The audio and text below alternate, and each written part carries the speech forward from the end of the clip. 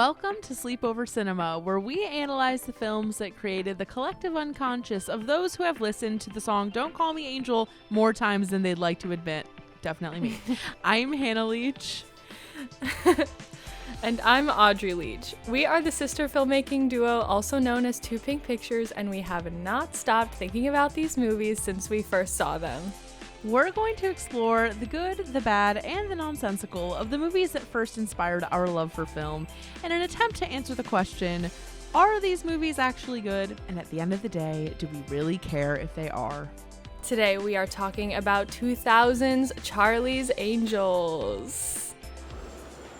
Another movie from an old TV show. What are you gonna do? Walk out. They go where no one else dares. They do what no one else can. So when there's only one chance to get it right, they're the ones to call. Who are you people? Damn, I hate to fly. But they only answer to me. My name is Charlie. Meet the most elite crime-fighting force ever assembled. They've got techniques you never dreamed of. You know, I signed that release waiver, so you can just feel free to stick things in my slot. Good morning, angels. Good morning, Charlie. Meet Roger Corwin. He's planning to steal a new software that can trace a voice signal anywhere in the world. If this got into the wrong hands, it'd be the end of privacy. That's where you come in, angels. Charlie, would that mean undercover? I'll leave that up to you, Bosley.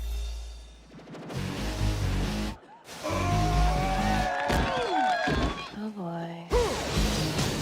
Columbia Pictures presents $1,000, the girl catches him. a new breed of knockout. Hi, Pete, how are you? I'm good, I just Could you hold on a second? It's just been kind of crazy this week at work. Cameron Diaz. I'm like a virgin, you know? I mean, it's my first time. Here. Drew Barrymore. I figured we could have a little breakfast. I have to go.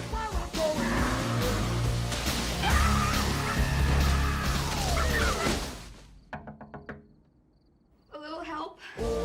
Lucy Liu. At your service. And Bill Murray. I love a fire. This fall, get some action. Charlie's Angels. And that's kicking your... Today, we have a very, very, very, very, very, very special guest who has been invoked on the podcast probably many times. But since he doesn't really listen, he wouldn't really know. But it's Hunter Livingston, my roommate and my BFF. Woo. Hello, everybody. It is great to be here. Woo! Do you want to explain yourself? Audrey and I both went to NYU in Tisch, the film and TV program. We met in the fall of 2016, and we became roommates in 2017, and we've lived together since then. Hunter, I am so happy that you're here, and I feel as though the audience would appreciate that one of the first things, if not the first thing that we ever connected over was the street corn in the 90s version of Annie. The street corn. That's the OG joke. That's Yes. the one that will live on forever. Street corn. Come here. What's the dog's name? Sandy. Oh, yeah. Come here, Sandy. In the 90s Annie that we have discussed on this podcast, there's that moment where she's like running out in the street and she like grabs this corn from like a barrel or something. And for some reason that became a joke between the three of us in like pretty sure 2017. there's a street corn vendor and that Sandy steals it from the street corn vendor. Yeah. And Annie's like using it to like tempt the dog to like come near her because the police officer is like, is that your dog? And then she's like, yeah, I have this street corn. Come here, dog. And then the dog comes. Yeah, it's a miracle. Yeah. It's miraculous street corn. I think it came up because we were talking about moving, like living in New York for college and being like, I thought there was going to be street corn. I feel like that was part of it. Probably. Unsure. But Hunter, welcome to the pod. And this hot take of the week had to have been chosen because you were going to be joining us. I have to only guess. So the hot take of the week comes from Madison McComas, and she asks the age-old question, Edward versus Jacob. Oh, Madison. It's Edward. There's no question. There's not a question. We're Team Edward. We have to be. There's no other answer. I totally agree. There was never a part of me that was Team Jacob literally at all. So like there's literally no competition either. It's like we see in New Moon, like Bella is like, Jacob, you are my friend. Like there is no, it's always been Edward. Like there's no competition. I agree. And I feel like most of the people that were Team Jacob were taking it all very literally, being like, Edward's an abuser, like Edward's problematic, so we like Jacob because he's like the nice alternative. Yeah, but like it's Twilight. Yeah, it was always going to be Edward. It's literally it could never possibly be Jacob. Literally never. Yeah, no, I agree. We have absolutely zero Jacob sympathy. Apparently, I have no Jacob. Also, in Eclipse, Jacob just kisses Bella without her consent. Creepy. And then Bella punches Jacob. Scary. And then she breaks her hand. But so Team Edward. Yeah. All right, Madison, you got your answer. A very clear answer. Okay, Hunter, before we get into everything here, I just have to ask you, out of movies that could be considered sleepover cinema, which one do you think is your favorite? Off the top of my head, I might say High School Musical 2. Only because I like that it's this weird country club, vibrant green pool vibe. And I like it a lot more than the first High School Musical. The songs are better. The looks are better. It's just the elevated. Like, I tend to love the sequels more. And High School Musical 2 is it. Right on. I feel like most people answer. agree. Okay, so we're just going to dive right into the facts on 2000's Charlie's Angels. There's so many layers to this. I was not anticipating all the details, all the names, all these connections. But here we go. Okay, so Charlie's Angels was released on October 22nd, 2000 in theaters. And it had a lot to prove. This movie needed to come through economically to show that a female-led action movie could succeed and like be viable. And we'll get into that more later, but it was directed by this man named Mick G. Surely that's not his actual name. I was very intrigued when I saw that at the very end. I was like, what's the story here? But I knew we would be talking about it. So please, what is the story with this person? Mick G, he is a prolific director and producer. His background is really in music videos. You can tell. And he just did yes, you can totally tell. He did like dozens of music videos, really big artists. But he's directed Charlie's Angels 1 and 2, meaning Charlie's Angels released in 2000 and Charlie's Angels Full Throttle, and also Terminator Salvation, and just like things to that effect. Very much action. And then he produced The Holiday, which I had to put in there because I had no idea. Oh my god. Hunter. I loved The Holiday. It was bad, but I loved it. And Emma Roberts was amazing, so that's amazing that he produced it. He produced The Holiday, Tall Girl, The Duff, and I Feel Pretty. So I thought it was really interesting that he has this directing path of like action stuff, but he's produced all this like Netflix kind of for the women content. This movie was produced by, most importantly, Drew Barrymore herself, and she is the reason that this movie exists at all. She had heard that there was an idea of a Charlie's Angels reboot movie in the works, and she was like, let me get on this. So she ended up handpicking the director and kind of created the vision for the whole thing. Yeah. That is so weird. She and her producing partner, Nancy Juvenin, of Flower Films, they really had a hand in this whole thing. And then I have a little excerpt from Vanity Fair about this whole situation. To make her initial case to the studio, Barrymore toiled away in a sea of VHS tapes. She pieced together a reel of about 200 clips from her personal library to show her vision for the film and convince Sony to bring her on board as a producer and star of a new kind of Charlie's Angels. All they really had at that point was a concept, so we told them what we would want to do, how we would want to cast it, how we would see the world, and handpick the director, on and on and on. So she is responsible for this. Got it. I wonder why she wanted this so bad. She was a big fan of the TV show, the 70s TV show. I see. And had a lot of nostalgia attached to it. Got it. There are a shit ton of producers on this movie. There's 8 in total. But the notable ones, I just put the women down because that's all I care about. So the first one is Nancy Juvenin, who is married to Jimmy Fallon currently and has children with Jimmy Fallon. Someone has to do it, and I guess it's her. Someone had to do it.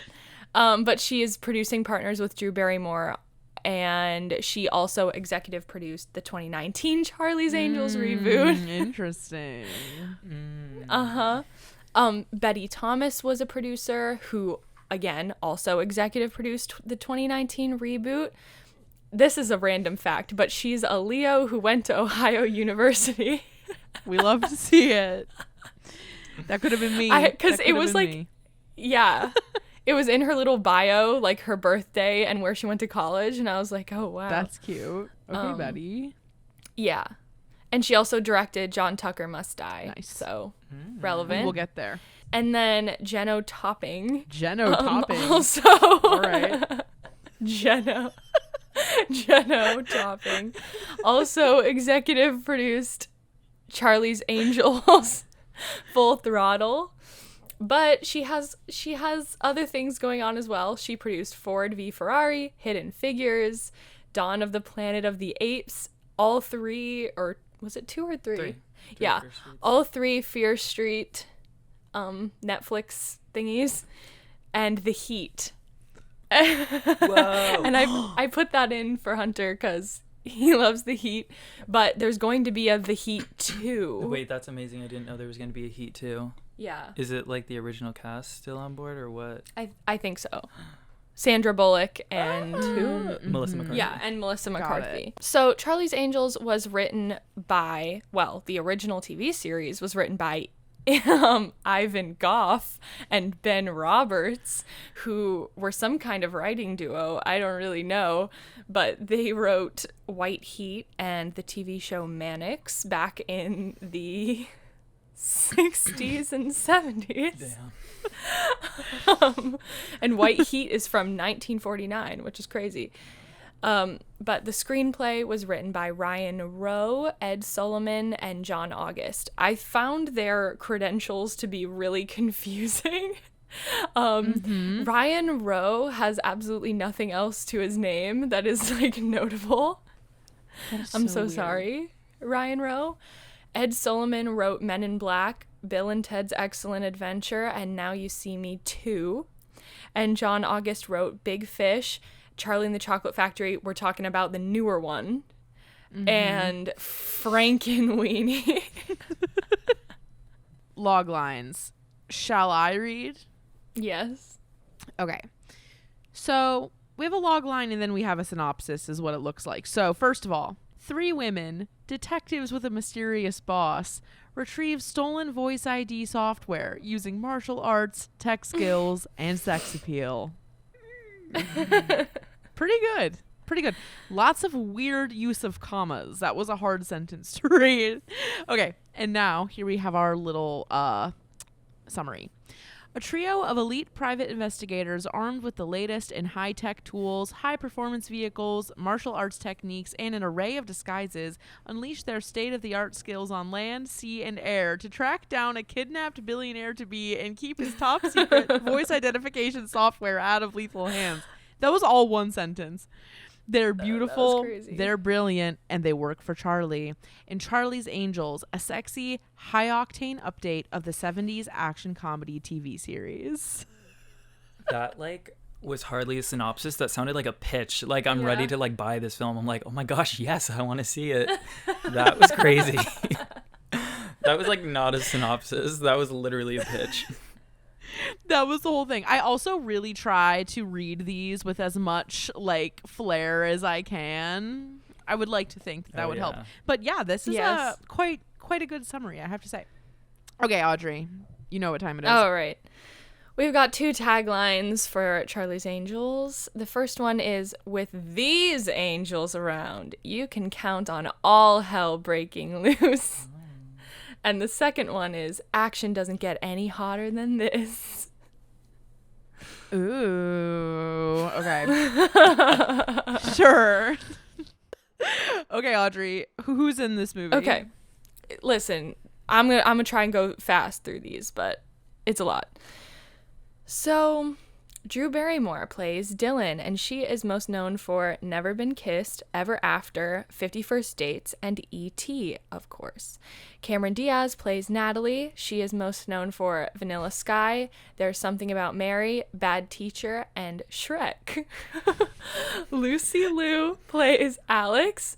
She is most known for Kill Bill Volume 1, Chicago, Shazam, which hasn't actually come out yet, but I just added that. The new Best Shazam known. movie. Because the things that she is best known for are really small roles, I thought it might be fun to add in the future thing. Isn't she in Elementary? Yes. Yeah, she's in Elementary, and she's done a ton of voice work too. But I feel like on the whole she is underrated. Yeah, that is actually true. Yeah. I feel like she's not in enough stuff. People need to see her more. Yeah. And then I have a little like drama in the Bill Murray section here. Ooh, okay. That he plays Bosley, and he is most known for Lost in Translation, Rushmore, Moonrise Kingdom, and The Life Aquatic. Very pretentious film vibes. But allegedly, he did not get along with McG, the director, or Lucy Liu. There's some story that McG had told publicly that Bill Murray like headbutted him during an argument about a creative difference, like during shooting. Okay. And he was really mad that McG was like telling this story that he says is not true, but to me it seems like there's probably some truth to it. I would buy it. Yeah, and allegedly, Bill Murray told Lucy Liu that she couldn't act, and she threw punches. If there's any set that I would buy it on, it would be this one, because she was already doing so much punching, you know? Yeah, like that was just her most natural response. Yeah. She starts fighting. Then Sam Rockwell plays Eric Knox. He is most known for Moon and 3 Billboards Outside Ebbing, Missouri. Tim Curry plays Roger Corwin, obviously most known for Rocky Horror Picture Show and Clue. Matt LeBlanc plays Jason, who's most known for Friends, Lost in Space, and some show called Joey that I did not know about. That's the Friends spin-off that did not work out. Right. Sadly. I was about to say, I'm surprised. Neither of us have ever watched Friends, right? I mean, at this point, I have seen a solid amount of episodes, but basically only because of Hunter. So. I see.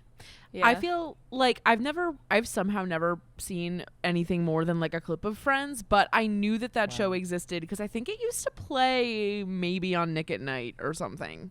Oh, probably. Yeah, Definitely did. this is I believe it started in 2006, so that would kind of make sense. Like I Friends, guess you're right. Yeah, Friends ended in 2004, so it was just like the weird kind of Nick at Night spin-off that was trying to keep Matt LeBlanc's career going. I don't know. But also, Luke Wilson plays Cameron Diaz's love interest. I know him most from Legally Blonde, let's be honest. Same. Me too. And also Melissa McCarthy has a cameo. Okay, so budget. We were working with a budget of $93 million for this movie. So let's see how that measures up to the box office scenario. So box office opening weekend, Charlie's Angels opened at number 1 in the box office first weekend of November in 2000 and grossed $40.1 million opening weekend. But ultimately, it grossed more than $264 million at the global box office and showed that female-led action movies were economically viable. Yeah. I think, well, it opened at number 1 in the box office the first weekend, so I think that number, 40.1 million, against the budget, it's kind of like, it's like not great, but the fact that it opened number 1 was what like gave it that energy. Yeah. Like good energy. It's like that's the amount of money there was to be made. If it was number 1, like you probably weren't gonna outdo that. Yeah, exactly. Right. So, reviews. This is a really interesting situation to me because the critics seem to enjoy it more than audiences. By a decent amount. So the critic score percentage was 69%, and the critic consensus is mixing tongue-in-cheek cheesecake with glossy action set pieces. Charlie's Angels is slick and reasonably fun despite its lack of originality. And as always, you know, I gotta go look at my Roger Ebert review, see what he was saying. He really was not feeling this movie at all. And here's a quote from his review. "Sad, isn't it, that 3 such intelligent, charming, and talented actresses could be reduced to their most prominent component parts, and voluntarily, too. At the tops of their careers, they chose to make this movie. Barrymore even produced it. They volunteered for what lesser talents are reduced to doing." That, like, makes my brain hurt because Audrey texted me before this episode, and she was like, this movie has all of the questions, all of like the feminism questions baked into it just by nature of what it is. And I feel like that review is like the perfect way. It's like if we were going to write like an argumentative essay, that would be like a perfect like opening resource to like talking about all the different perspectives. A few other critic opinions. Though undeniably flawed, the movie remains a surprisingly fun watch. Charlie's Angels is something rare, a mess of a movie that is somehow infectious, and infectious not despite the mess, but because of it. And finally, I guess I'm just supposed to sit back and enjoy it, but somehow I feel exploited. Okay. Oh my God. Okay. Now we're moving into the audience score. And as Audrey said, the audience enjoyed this movie decidedly less than the critics. So the audience gave this movie a 45%. Hunter is appalled. And I'm just going to read 2 of these reviews that Audrey has chosen. Was a long-anticipated piece of gem. The action-packed plot provided some interest to the viewer. The plot may be cliche, but was campy fun. Soundtrack was good too. An entertaining film worth watching, to say the least. All right, so we got that one. And here we got number 2. This film is so goddamn awful, I don't have the words. Charlie's Angels is so ridiculously bad that it has to be seen to be believed. How a film starring Cameron Diaz, Lucy Liu, Drew Barrymore, and Bill Murray could make you want to put a gun to your head is unimaginable, but somehow McG found a way. At best, there are a few laughs to be had at how pathetically bad this film is. Charlie's Angels is an exceptionally atrocious film that's all kinds of wrong in every possible way. That's too harsh, I think. This person just doesn't like to have fun. And this was really mean, and I don't respect it. It's a little violent. I have to agree. Yeah, but we'll get into Not that. nuanced. We'll talk about that. Yeah, we'll talk about the opinion. So, gossip section. What was going on in the year 2000? We've got some little bits here.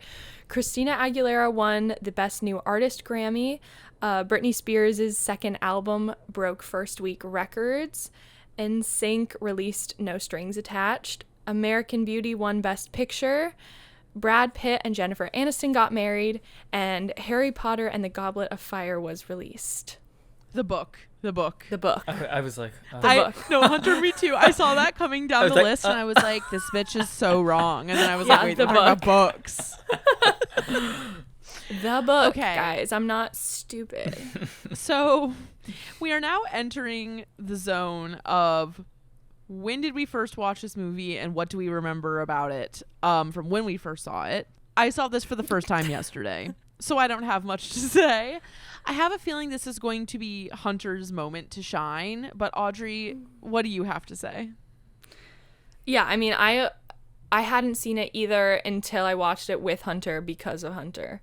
So I think I probably would have seen it at some point regardless, but I was kind of coming at it through the view, through his childhood view. When did we first watch it? Yes. Probably 2019 or something like that. I don't know. Not that long ago. Maybe like 2 years ago or something. Yeah. And did you watch it for the first time because Hunter loves it? Yeah.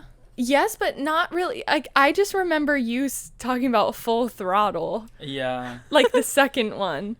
And so it was like, I was like, I haven't seen it. Like, we should watch it. And then it's like, well, we're not just going to watch Full Throttle. We should watch the first one and then the second one. Got it. So that's why.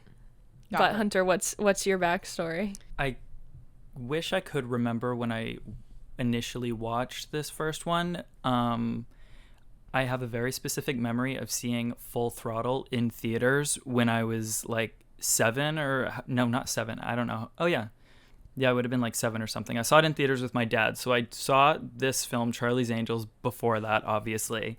And I think one of the initial things I always think of about this movie is the opening. For some reason, the opening like really caught my attention because instead of like cutting away from the whatever the company is, like Columbia TriStar or something like that, instead of like cutting away from that logo, it like zooms into the clouds and like then we're on like the airplane or whatever. That's the very first thing I always think of. I don't know why. It's just very memorable.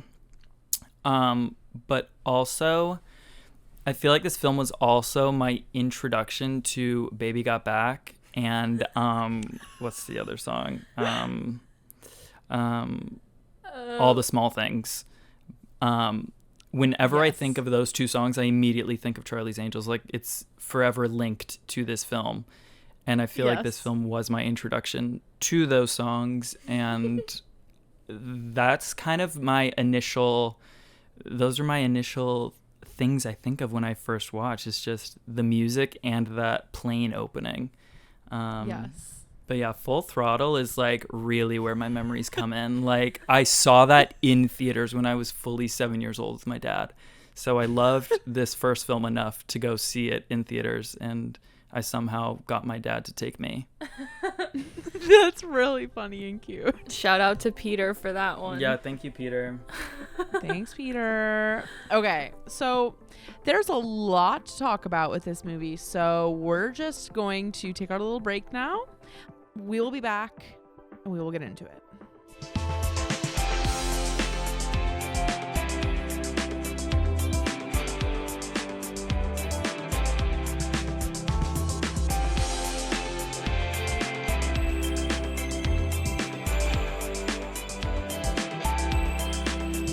We are back, everyone, about to discuss 2000's Charlie's Angels, and I just want to ask, before we get into this, really to Hunter, how precious is this movie to you? It's really not that precious, because I feel like it used to be when I was younger, just because I was so into the action, so into the explosions. I was like, I want to run through alleys and run through like muddy water. Like I want to fight and stuff. So now it's really not that precious to me. I just have like fond childhood memories of like having fun watching it and being like in my imagination, like wanting to like be involved in the action. But now I'm like, I'm just kind of here for Drew Barrymore, but it's really not as precious to me as it was as a kid. Okay. I just wanted to clear that because I have a lot of questions for this movie, and I don't want to go to war with you at all. That's the last thing I want in life. I was literally saying that before we started recording. Like, what if you guys beef after this? Yeah, right. This starts a war. I feel like my general opinions about this film like aren't that strong because I know I only liked it when I was literally like 7 years old.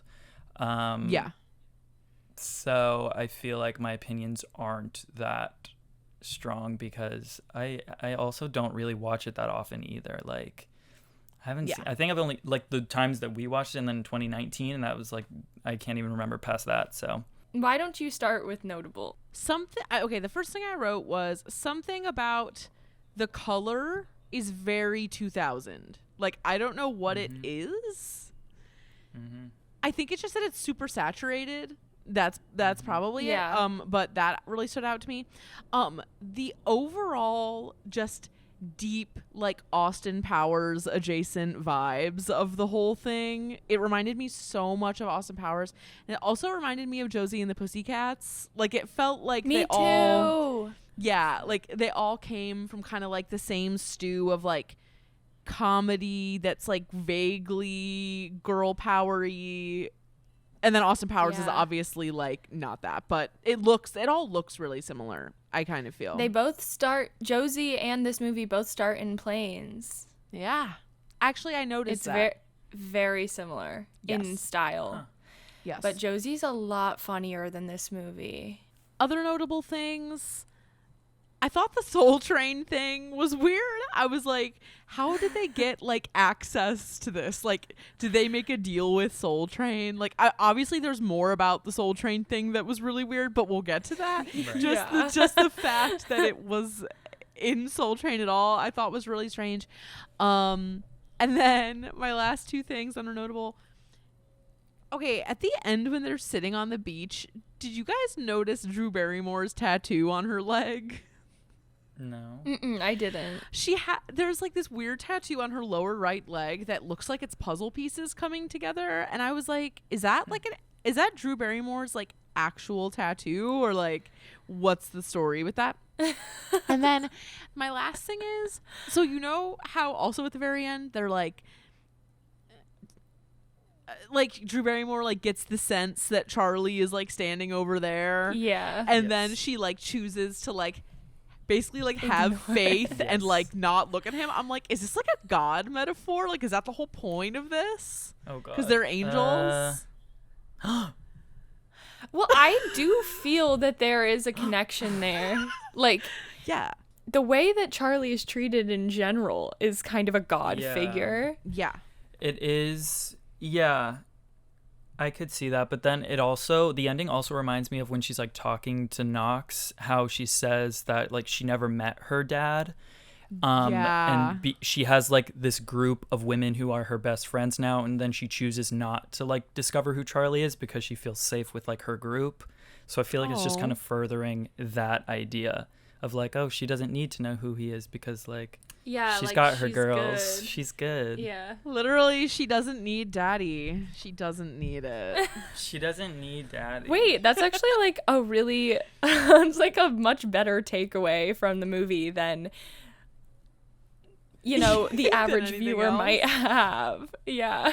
I was going to say that I feel like that's how I've always thought about it, because they make a point like in that scene between Dylan and Knox for I feel like he even says some line about Charlie being like her dad or something. Yeah, like, he's like, you're working for another man. Yeah. You're working for another man you've never known. Yeah, and that's why I kind of related those two scenes. Look at this analysis. We haven't even gotten into the deep part yet. Okay. I guess we just did get into the deep part. Okay. Hunter, tell us what you appreciate. Okay. One of the main things that I appreciate, and Hannah, I feel like this is coming back to your point about the colors.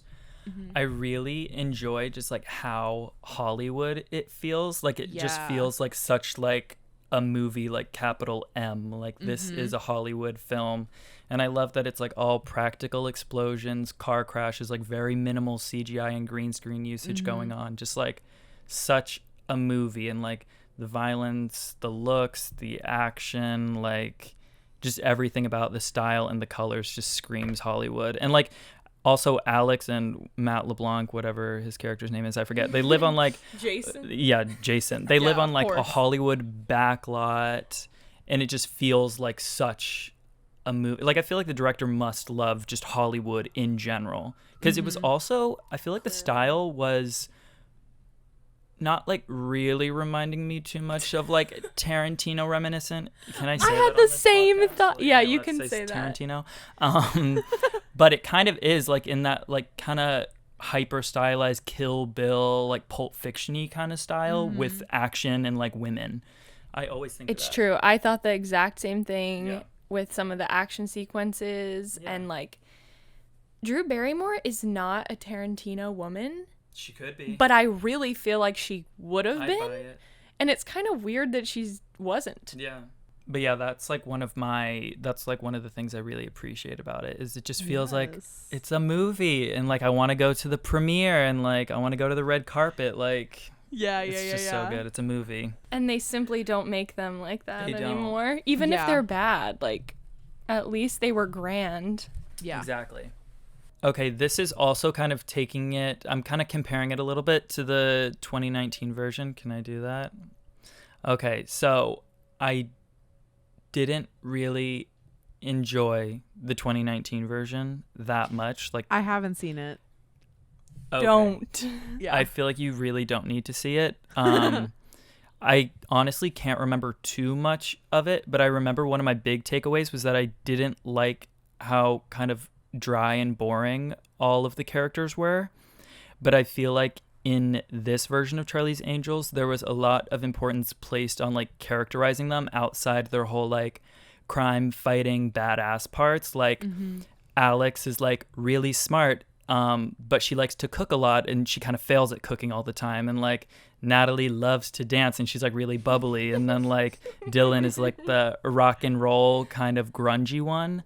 So I really like how they characterize all of them outside of their work to Charlie. And I feel like the 2019 one, it was literally just like they're spies and they're fighting, and that's it. It's kind of like the Powerpuff Girls. You know, they have their little personalities like outside, like what Hunter was just describing, but their actual storylines aside from fighting are about the men. It's all about how they're navigating these relationships. The 2019 one? No, the 2000 one. How they're navigating their relationships with what's his face? LeBlanc. Jason, as you said. What's his name? Matt LeBlanc. Yeah, Matt LeBlanc, Luke Wilson, and Eric Knox and Chad. And Sam Rockwell, basically. Yes. And so Elizabeth Banks, the director, producer, star, writer, everything of the 2019 version, was like, she just went so far the other direction that they became walls. Like there was just nothing to these characters at all other than we're gonna focus on this mission and like fight crime or whatever. And so I'm like, my like main thesis about this whole thing relates to that, but we won't get there yet. Hannah, what are some of your good things? Okay, all of my good things are pretty specific / minimal. I was like So I had very little context going into this. So like every time that like a major character was revealed casting wise, I was like, what the fuck? Like I was writing down like Bill Murray ? Like Tim Curry ? Literally every single person. I wrote that down. Really, one of the biggest things is that Lucy Liu is really hot and really good at acting. Yeah. All of her hair It's flips. The amount of hair flips. She's like, hold Yes. on, let me go into slow-mo and let me flip my hair. So good. Yes. Or like the first scene when you see her in the trailer and she has like a leather bustier on for no reason and she's like cooking and you're like, this is all I've ever needed. Like this is amazing. Yeah, I was like, what the fuck? And we were laughing when we rewatched it about her line where she's like, they're in the party. And first of all, Drew looks so good in that scene with the straightened hair. Mm-hmm. The straightened hair and they all look great. But Lucy Liu has that line where she goes, flip your goddamn hair. Yeah. That's the best line of the entire thing. That's so good. They're like going back and forth on the phone, and then she's like, flip your goddamn hair. And then like Natalie turns around slow-mo, and then it hits like the gong, and then it does like the reverse dolly. It's so good. It's so good. Yeah. Honestly, for my good, that's kind of / my appreciate, that's kind of all I had. So if there's anything else, and that's not even because I'm about to go in that hard, I just, that's just my truth. Just always appreciating the inclusion of Tim Curry, as you said. Mm-hmm. Well choreographed fighting sequences that look not real in a good way. That's what makes them fun. Yeah, in a fun way, and like I like that. And like that's another thing that the 2019 movie like took away. Because how well can Charlie's Angels work? It's not to be taken seriously. No. Right. Like it's simply not. So what were you gonna say? That reminded me of cinematography thing. But yes, like Charlie's Angels is supposed to be like campy and over the top and like fun. But I feel like the 2019 Charlie's Angels, also with films now generally, I feel like the shots are like super tight now and everything is so close and everything is edited so much faster.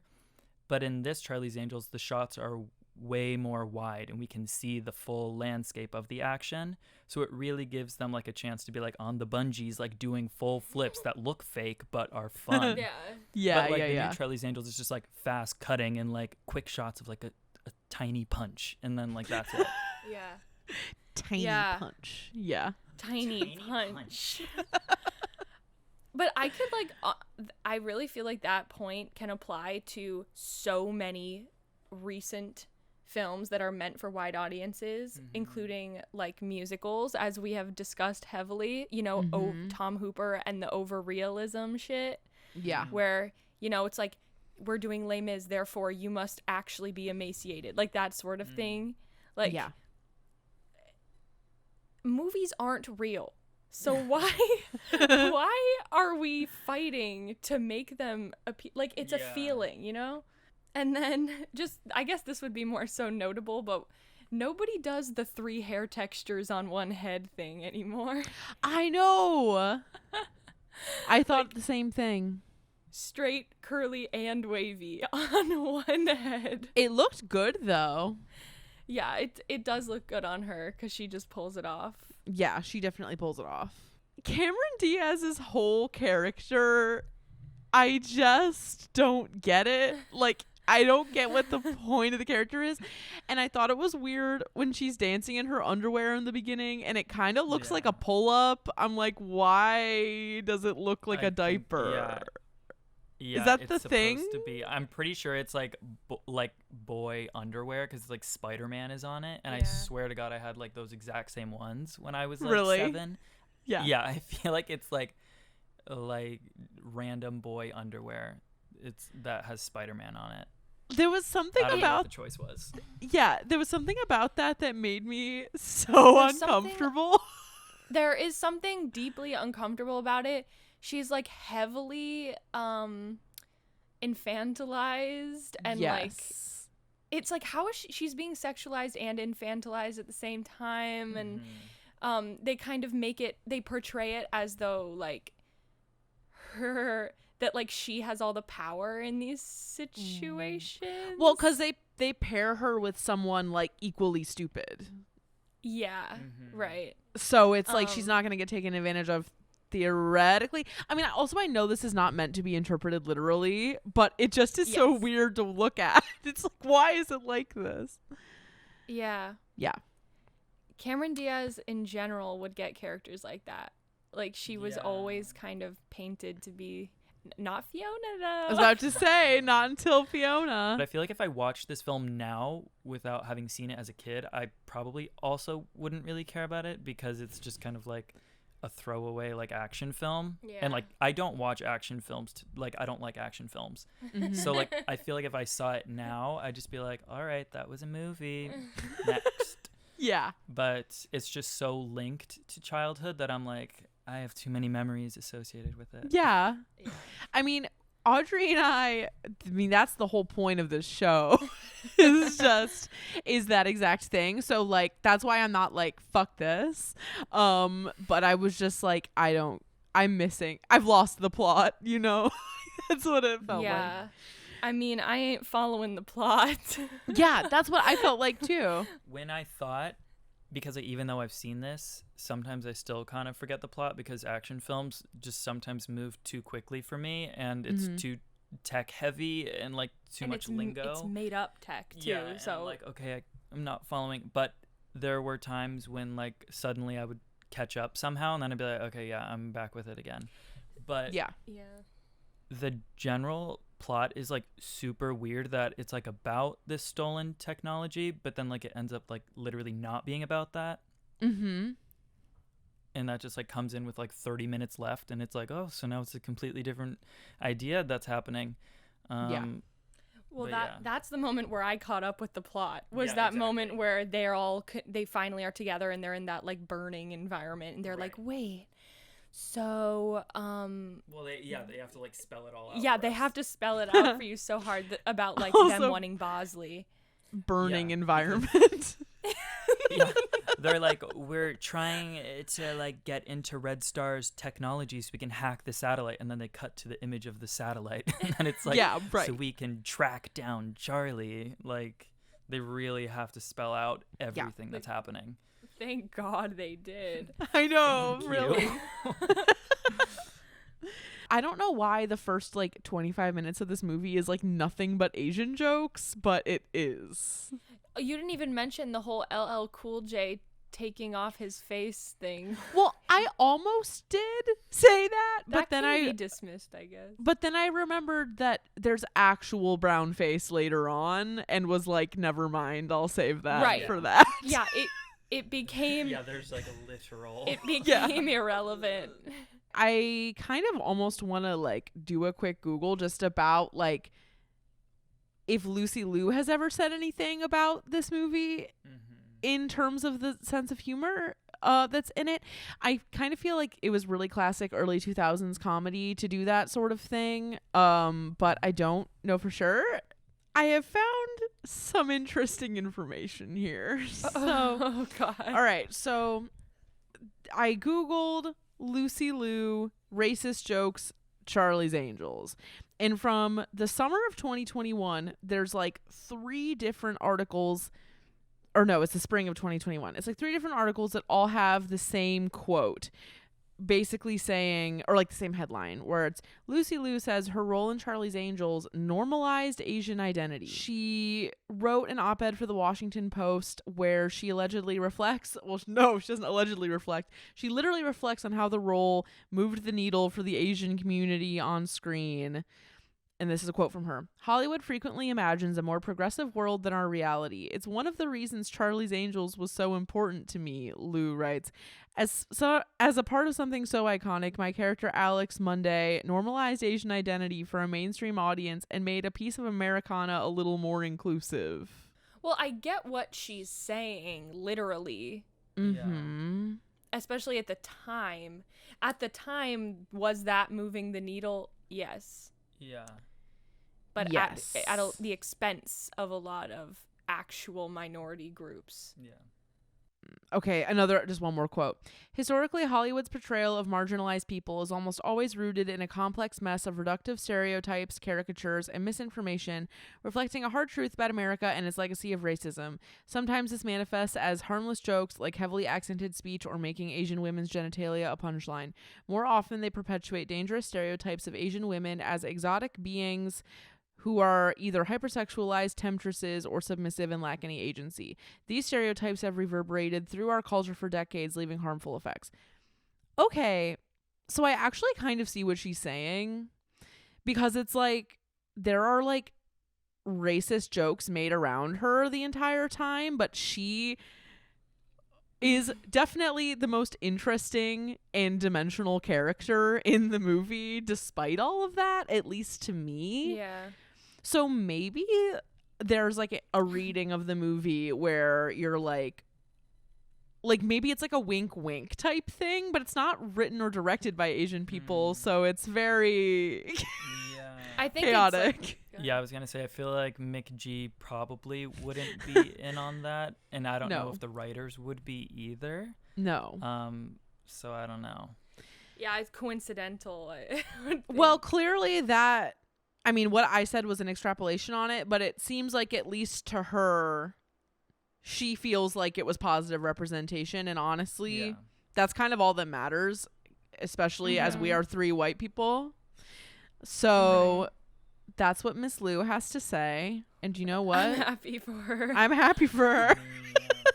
But we do just have to mention that Drew Barrymore actual, I guess, brown face moment that was insane. Her literal brown face moment, which that actually, I feel like every time I've seen this film, I feel like I erase that moment from my head, because every time I see it, I'm genuinely shocked every time. I'm like, oh shit, I forgot this is in it. Like, as soon as it cuts to that scene, I'm like, oh shit, no, it's coming.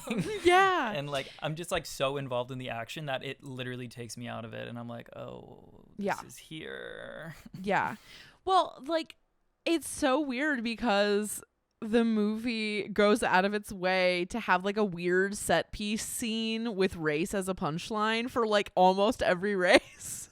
There's just like a really distinct weird early 2000s comedy Hollywood big budget thing in this movie and in Austin Powers that is just very it's not a thing now at all. No. Yeah. You would get absolutely incinerated for trying to do something like that. Yeah. Rightfully so. To me, this is the feminist central question to this movie is, to me, is it morally wrong to knowingly produce content for the male gaze under the premise of female empowerment? Well, that leads us back to the Roger Ebert quote also. For Drew Barrymore to be like, I loved the original TV show. I'm a woman. I want to be a part of this. I want to have real control in the creation of this, which she did, which is good. I mean, look at the producers. There were a lot of women involved, white women, of course, obviously. I don't think it's wrong. I don't think it's morally wrong. No. I feel like I would err on the side of it's not wrong, because there is no right or wrong to it. And it's the thing that we talk about all the time, or like I think it's maybe less of a talking point in feminism now than it was maybe like 3 or 4 years ago, especially with like the way that media has kind of changed. What we have to consider with something like this is like the greater media implications. Yeah. Like to show it to, you know, there's always a concern about little, you know, what are the little girl, what are the children gonna take away from this? I don't truly feel that this movie would do real harm. No. To young girls. If anything, I think maybe just like body related things, but not necessarily like how they'll act or like change the way they act, because it is so campy and like unreal. Yeah, but also kids imitate cartoons. Like, yeah. I personally feel like if you're going to try to pick a bone with this one, you're going to have to pick a bone with like the whole world, because you can't like shield your children from like. Yeah, I mean, what are you going to do?